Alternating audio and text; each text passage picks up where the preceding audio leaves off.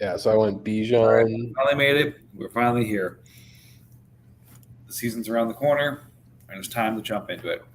And as Giants has just mentioned, he is in the midst of a draft right now, and we are full redraft season. So I'm sure everyone is juggling redraft leagues and auctions like crazy, but hopefully everyone has a break for Dynasty to talk about kind of where the league is and a couple trades we like to see before we get going here. So Vikings, Broncos, Eagles, and Giants coming at you.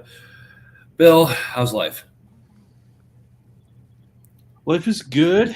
Football's here, and I can't wait for Thursday.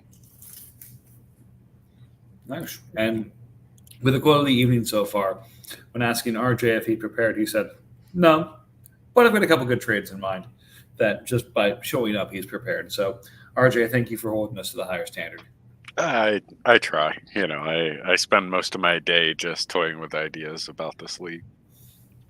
And Giants is going to be coming up with deals that involve him and who he wants in the redraft league. So we'll give him a little bit of a break to get going here and start looking at a couple deals.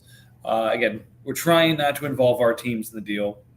We'll try and keep track of what the deals are and post those in the message board as well. See if that generates some ideas. But as usual, we like activity in the league, so we're trying to make it happen. So, Bill, I think you had a couple of really good ones here. Do you want to kick us off with your first idea? Yeah. So, upfront disclosure: none of these involve draft picks. I did not dive into who has what. So if they need picks added, that's fine. But these are just player trades. So, first one I have here is the Bills and the Saints. The Bills give Tony Pollard, and the Saints give Keontae Ingram and Zay Flowers. I think That's spicy.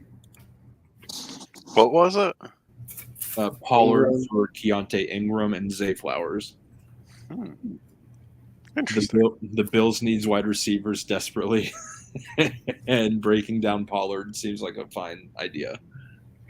That does seem fun. I mean, Pollard's contract in this league too is kind of a nice thing too. Also, so Yeah. Yeah, Pollard is an insane asset to have right now. yeah. Even if to flip or even if building, that would be a fun thing. All right, RJ, anything jump to your mind? First one that came to mind is a trade between actually Bill and the Ravens. Jadeveon Clowney for Taysom Hill. Bill's in dire. Bill probably needs to get the backup tight end there. I know Taysom's technically a quarterback now, but still the backup tight end, or will play some in the tight end. And if I'm not mistaken, the Ravens are in dire need of defensive endpoints, right? They Quality ones. were. No, he still is. Yeah, he definitely still needs it, but no. So Taysom is only listed as a quarterback, so they can work the system. Oh, So, I know. yeah, it's crazy. This third quarterback rule is so interesting for the Saints. I mean, either way you cut it, that they were the team, not necessarily exploiting it, but using that rule to their advantage. Yeah. Move Taysom to tight end when you could you didn't have extra roster spots, so you technically were rostering 3 quarterbacks. Yeah. And now when you can have 3 quarterbacks, you just use that to, what is it now, like 52 positional players, and then like a guy that they randomly call up and their other quarterback. Yeah, it's going to be so fun to watch that. But to your point, I would do it if I could guarantee that Bosa is actually going to play week 1. Fair. That definitely could be a hurdle for him. Yeah. All right, I'll go next, and then Giants can go after. Hopefully, it'll be a nice break in his draft. I went to our fearless leader and looked at his team and saw he's having some bad luck with some of his premier players to start the year. So he's likely to waltz to a division title in the North right now with my team in flux and Bears and Lions building. So why not try and get a little younger while trading off some of that risk? So send the Browns, Cooper Kupp and Travis Kelce for Terry McLaurin and Dallas Goedert.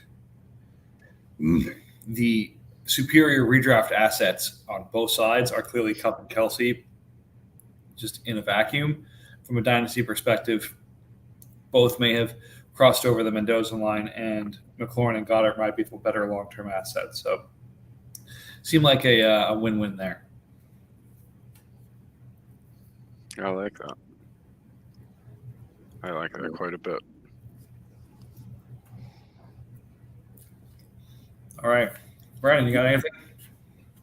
Yep. Can you hear me good? Yep. All right. I got the Jets and the Chargers making a swap here. Clyde, Jamison Williams, and some other cap filler, probably Arden Key, for Nick Chubb.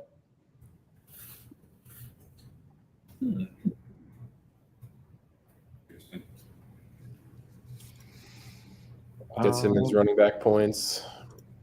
Maybe Clyde is something for the Chargers with Mostert, and he gets another long-term receiver piece. That's interesting. Not 100% sure how I feel about it from the Chargers side, but that's interesting.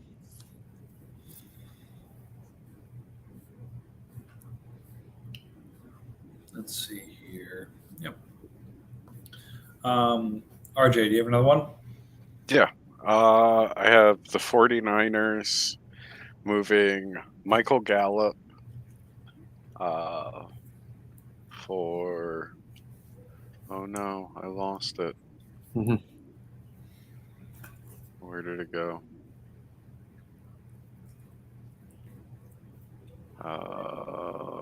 Who has him? I'm sorry, I'm throwing the Bills for AJ Dillon. And you could work some other things in depending on who values what. But Bills needs a wide receiver bad. Niners needs a little bit better consistency at running back. Joe Mixon's fantastic to have. Jets probably a question mark, and even though Keandre's moving up or has some hype behind him, I think you want a better wide receiver too, or running back too. And I think 49ers has one wide receiver that they could spare, and his wide receivers would still look good with like Nico, Rondale Moore, and Donovan Peoples-Jones. Yeah. That's interesting. All right. Bill, what are you thinking? All right, so I have the Bills again, pairing up with the Colts. Someone's a little obsessed. Yeah, that's well. I tried to focus on as many of the teams today that said I'll trade, and see if that actually happens or not. Yeah, I got two of them here. I got the Bills and the Colts. Tony Pollard again goes to Colts for Khalil Herbert and George Pickens. You could do Tank Dell if you think Pickens is too potent in that offer, but again, running back, wide receiver for running back.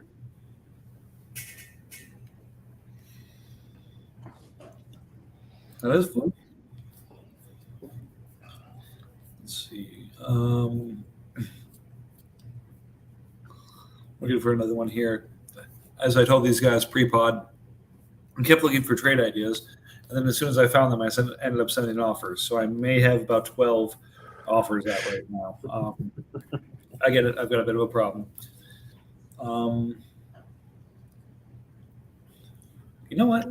That could be fun. What if Goose offered? Never mind. doesn't really make sense for the other team. I was going to say if Goose went shopping for Chris Olave, so we had the Saints stack, could be fun. But none of his assets really line up with the longer term approach that Saints is doing.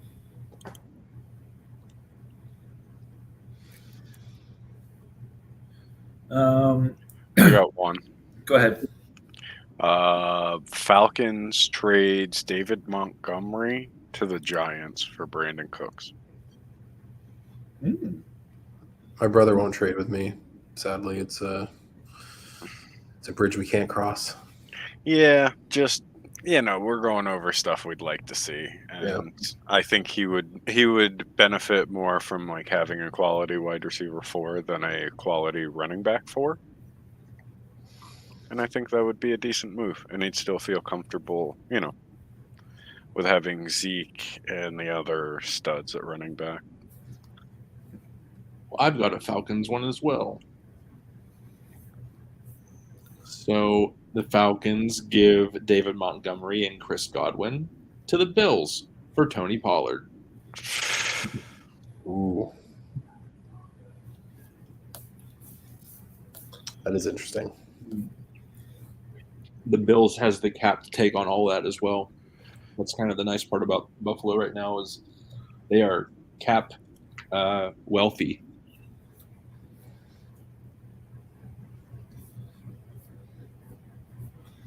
Let's see.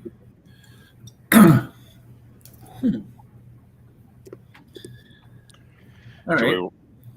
So the Raiders are, again, in this case, trying to. Yeah, never mind. I won't move off to Taylor. All right. Any other ideas anyone wants to share with the class here? We ready to move on to the trades that have happened. I've got 2 more. Bill, go buy Jerome Ford from the Lions for a 2nd-round pick. Didn't he just lose his job to Pierre Strong? No. Jerome Ford's the 2 there. Easy. Fair Nobody's enough. bet David. So I have 2 more, like I said. So the next one I have is the Bills. They move Tony Pollard to the Chiefs for Tank Bigsby and Tyler Lockett. No. Yeah, I know. No, I don't want that to happen, but I would. Why would you even suggest that? Because it's an idea. I don't know if that's I don't know if you're saying that as like a bad idea or a good idea and just shouldn't be a Chiefs thing. Kind of a bad idea, and it shouldn't be a thing. Yeah. Fair enough. Those aren't mutually exclusive. Fair enough. And then I got one more.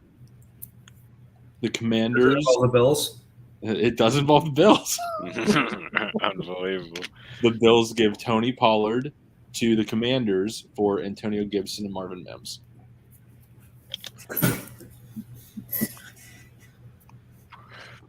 Bill didn't get very far after seeing the Bills roster. He's like, all right, let's try to trade Tony Pollard. No trade. Let's make trades happen.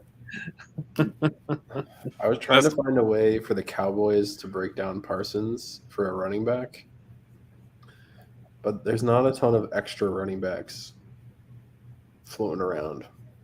I mean, he'd have to get a serious linebacker or DN back. Yeah, well, I was thinking Panthers would send one of Walker or Javonte Williams, and honestly, the Cowboys pick of linebacker or 2 for Parsons and something else back to make the cap work. Yeah, I don't know. I had asked him about because like he's a little weak at DN this year because Parsons hasn't transitioned yet. I asked him if he would consider like a Bosa Parsons swap just in the event that he wants to get DN a little earlier, and he was like, "They're the same player. I can just wait a year." So he's pretty content holding, which doesn't surprise me whatsoever. All right. RJ, anything else you want to add? Everybody should come buy stuff from me before kickoff on Thursday. Yeah, I mean, the difficult part here is, as mentioned, we start looking, we come up with ideas for our teams, we make trades, and then we get sidetracked. But we'll go ahead and talk about some teams who did make trades that we can reflect on. I think the Cam and Ertz trade was in the last pod, so I think was it the Mayfield deal was the first one that wasn't covered by the pod, or was that covered last week too? That was covered too. I think that was the last one that we did. Okay. All right, so we'll keep going. 14 deals. Panthers and I swap linebackers. I give him Demario Davis. And he gives me Monty Rice. He gets the more dependable middle linebacker for this year in points. I get the long-term asset. So everybody wins. And you two get into some shenanigans. Corey Clement and a fifth for Kadarius Hodge. Yep. Explain yourself. Is Kadarius Hodge employed? I'm pretty sure he's a starter in Atlanta, right? He is listed as a receiver. Yeah, he's a starter. Yeah, on Ourlads, they have him listed as the starting slot receiver. Yeah. I mean, I got him for free in another deal, so it was kind of just like cash out before he starts putting up points, and I got a 5th-round pick. So Yeah. I'm happy with that. And it doesn't hurt to have a dart throw at worst case scenario. Speaking of dart throws, you gave a couple. Velas Jones, Dontavian Wicks, Marquise Colton, and Marte Mapu for Deion Jackson. Jackson seems to be the point man of that Indy backfield. So another running back for these first couple of weeks potentially for you, which worth it considering a lot of these guys are either buried on their depth charts or, just preseason hype guys. I really like Mapu. I think he could be something, but a linebacker for a running back, you do that every day. Yeah, I was definitely sad to lose Mapu. But, Deion Jackson is going to start and at least be the PPR asset to have, so I'm looking forward to that. I really like this capitalization of this asset, though. Deion Jackson for Texans to just get like some decent depth.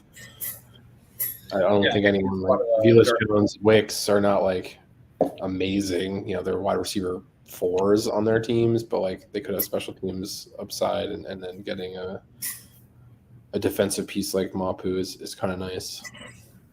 Yeah, Texans definitely lucked out with JT not coming back for the beginning of the year. Well, I mean, yeah, it's for what he bid on Jackson. This is probably the best case outcome for him. And the other, he just now gets 3 or 4 more lottery tickets to bet on. So I love it. Yep, I like it.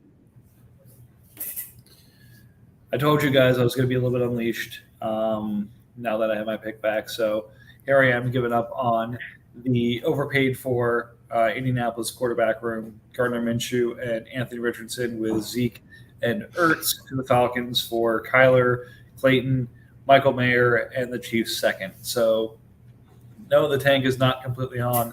I just wanted to get me some Call of Duty experts on this team here. I think that's going to lead my Vikings to victory. Well, I mean, like the gem of that is getting Mayer, right? Yeah. Yeah. So I like it. Yeah, I'm happy to sit on Kyler. I actually think there is a world, and this is not me trying to flip Clayton, I swear to God, but he's an air raid guy. If there was ever an offense set up for an air raid quarterback, it's probably the Cardinals. They're going to be absolutely terrible anyway. So why not just run the air raid offense and see how many garbage time yards you can run up? Yeah, I could definitely see that happening. Yeah, I know my brother is just happy to be out of the Kyler Murray business, Yeah. and then still getting some like win now points, and Zeke and Ertz is helpful. And don't ask me how, but just one of those gut feelings. I think Kyler Murray ends up this season as an actual Minnesota Viking.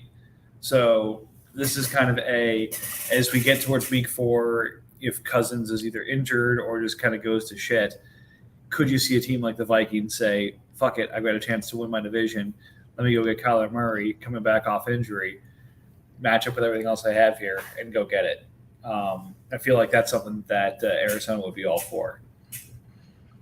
I mean, Minnesota definitely is one of those active teams that could make one of those blockbuster trades.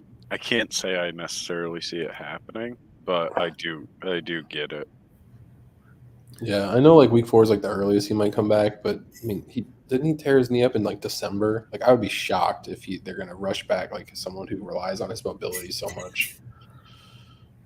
I mean, we shall see. He could be back by week 4, but point is, I think the real life Vikings make an acquisition from a position of strength. Yeah. Who knows? It'd be interesting. I made more trades. Shocking. Elijah Dotson for Khalil Shakir and Mario Edwards. I had a couple more dart throws for a guy traded for after I started his free agency bid. I don't know where Dotson is right now, and frankly, I don't know who's going to be the number 2 running back in Los Angeles, but he has every opportunity to be. But Khalil and Mario, again, are upside plays. Yeah, I like it. I like Khalil Shakir. This one didn't necessarily make sense to me. I don't know who Elijah Dotson is. I didn't think that he was worth a wide receiver that is. I don't know. He's a wide receiver 3, wide receiver 4 on his team. Probably like the 5th target overall, but like still a solid player. And I don't value Mario Edwards at all. But yeah, I know Shakir's kind of lost his footing in the receiver room. So like I know he's an attractive like second-year wide receiver for the Bills, but he is like wide receiver 4 or 5 now. But I agree. I mean, Dotson was like a preseason like standout at like RB4, I guess, for the Chargers. right. I'd rather take the receiver than the random running back. Yeah, because like I'm sure it's not a multi-year contract, but I too have a random running back that made the 53, and like I would trade Jaleel McLaughlin for Khalil Shakir all day long, and like that's exactly how I view Dotson. So moving right through, as I clear out my running back room, Gus Edwards goes to the Bucks for Josh Dobbs, Kenny Nwanu, Ben Skoranek, Ravens 5th in 24, and Bengals 5th in 25. So, hey, I get the Arizona quarterback room, yay me, and I like Nwanu. He's going to be a longer-term hold, and apparently with Cooper Kupp dead, Skoranek is not a bad business to be in, so I'm happy with it. Yeah, that aged well. Well, I mean, I always thought Skoranek was going to be the wide receiver / fullback, but yeah, I think him and who's the other one? Puka. Those are the two. Yeah, those are the two beneficiaries of the Cooper Kupp injury, and Skoranek's been in the system for is this his 3rd year? So definitely points towards him being more productive. I like Nwangu also. I think he has kick return value when he's healthy, and I don't know. Did he get beat out by Ty Chandler, or was it just a matter of injuries that he was injured all preseason? Okay, and, like, didn't play at all.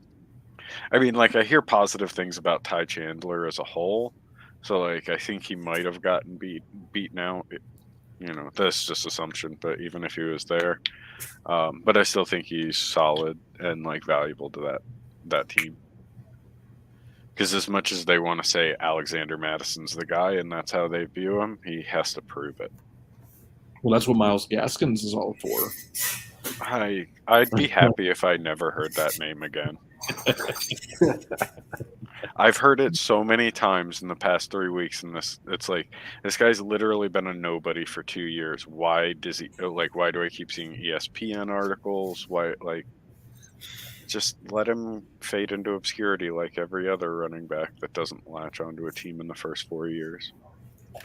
Well, Again. I will happily let him sit on my roster for a minute. We've had the Darius Geis All Stars that everyone was convinced was going to be huge as a Debbie, and then gets the NFL and was like, thanks, but no thanks. Yeah, Geis is a different type of cautionary tale. He was really good, except he had a fondness for abusing women and blowing his knee out. All right, so maybe it's not that. Maybe it's the Kalen Ballage All Stars. Yes, that is perfect. They are literally the exact same person. Not literally. All right. As far as football terms.